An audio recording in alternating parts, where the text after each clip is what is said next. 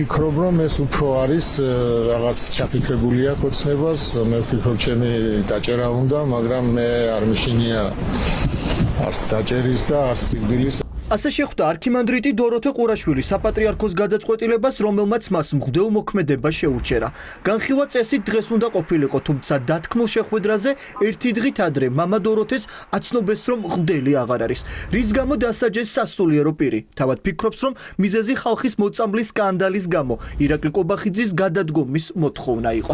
ეკლესიაში გადასვლას არ ვაპირებ, მე ბერი ვარ და მიჩვენია საქართველოში ბერად მომკვდე, ვიდრე სხვა ეკლესია ავირჩიო. ამიტომ მე არ ვაპირებ ჩემი სააპელაციო განცხადების ვინმესთვის მიმართა. ბრძანებაში, რომელსაც არა პატრიარქის ხელმოწერა, არამედ ფაქსიმილი აქვს, არ არის განმარტებული მიზეზი, რის გამო ჩამოართვეს მამა დოროთეს მღვდელმსახურების უფლება. არქიმანდრიტი დოროთე ყურაშვილი ვარაუდობს, რომ ეს გადაწყვეტილება თავად პატრიარქის მიღებული არ არის. არ ჩანს არავითარი საბუთი კომისიის მიერ გამოტანილი რამე დასკვნა, რომელსაც როგორც წესი წარუდგენენ პატრიარქს და შემდეგ პატრიარქი აწერს ხელს, პირდაპირ პატრიარქის ხელმოწერა რო არის, ეს ნიშნავს, რომ ეს არის უკანონობა, რადგან პატრიარქი ასე არავის არ სჯის. ჩდება კითხვა, რა ვერ აპატიეს არქიმანდრიტს, მას შემდეგ რაც ქართულმა ოცნებამ აამოქმედა ახალი კანონი, რომელიც აქციის გასამართად პრაქტიკულად პოლიციის ნებართვას მოითხოვს, მამა დოროთე რუსთაველზე ყოველ საღამოს 8 საათზე პარაკლისი ჩანიშნა. პარაკლისი არ მოითხოვს პოლიციის უფლებას, თუმცა ხალხს აძლევს შეკრების საფუძველს. ყველაფერი მეტყველებს იმას, რომ ამ პარაკლისს ესენი ძალიან შეაწუხა ხელისუფლებას გულისხმობ. და დაუკვეთა შემდეგ ეკლესიას საპატრიარქოში და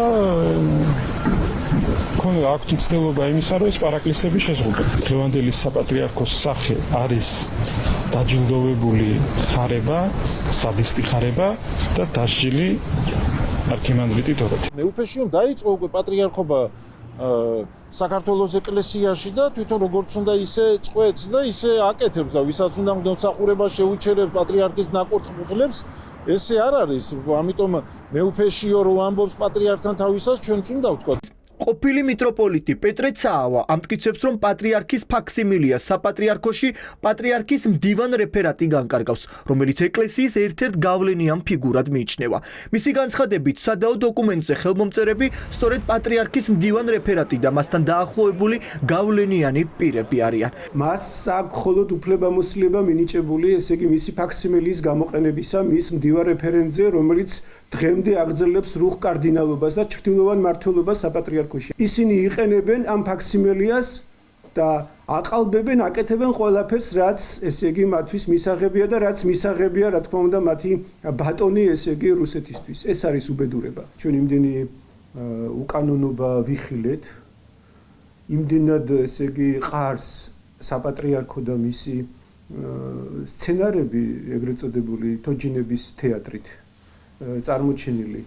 უნდა კატეგორიულად მოვითხოვოს თელმა ერმა დიდი საეკლესიო კრება. ის, ვინც საეკლესიო წესებს კარგად იცნობს, ამბობს, რომ მღვდელმსახურების უფლება სასულიერო პირს უკანონოდ ჩამოართვეს, რადგან ასეთი გადაწყვეტილების წინ სავალდებულოა, რომ გაიმართოს საეკლესიო კომისიის განხილვა. რამდენიმე საათის წინ საპატრიარქოს ოფიციალურ გვერდზე გამოქვეყნებულ დოკუმენტს უკვე მოყვა კითხვები, ვინ მიიღო რეალურად გადაწყვეტილება. ბოლოს გიორგობას, როდესაც ნახე პატრიარქის საკათედრო ტაძარში, მე მექნება შთაბეჭდილება, რომ მას წესით არ უნდა კონდეს იმისი შესაძლებლობა, რომ ამ მნიშვნელობის საკითხები გაარკვიოს და შემდეგ მასზე დასკვნები გამოიტანოს. საქართველოს საპატრიარქოს აქვს აბსოლუტურად მანკიერი წესები, შესაბამისად ის ნებისმიერი გადაწყვეტილება, რომელსაც ესენი იღებენ, ეს გავს დაახლოებით ქურდების ხადნიაკის გადაწყვეტილებას, თუმცა თუ ქურდებთან შესაძლებელი არის ვიღაცამ რაღაც სამართალი იპოვოს საქართველოს საპატრიარქოში, ვერავინ ვერანაირ სამართალს ვერ იპოვის. დღეს საერთოდ საქართველოს საპატრიარქოში ვინ აწერს ხელს, ის კი არა, იმას კი არა, აქვს მნიშვნელობა ვინ მართავს და საქართველოს საპატრიარქო დღეს არის რუსეთის საპატრიარქოს ფილიალი კანტორა საქართველოში, რომელიც აღასრულებს რუსეთის ინტერესებს. არქიმანდრიტი დოროთე ყურაშვილი სასჯელის მიუხედავად კვლავ იღებს მონაწილეობას აქციებში. აუცილებლად გავიმარჯვებთ. ამ სიტყვებით შეხვდა სასულიერო პირი რუსთაველის გამზირზე შეკრებილ მოქალაქეებს. საპატრიარქოს ზნეობის კომისიის მიერ გამოქვეყნებული განცხადების შემდეგ.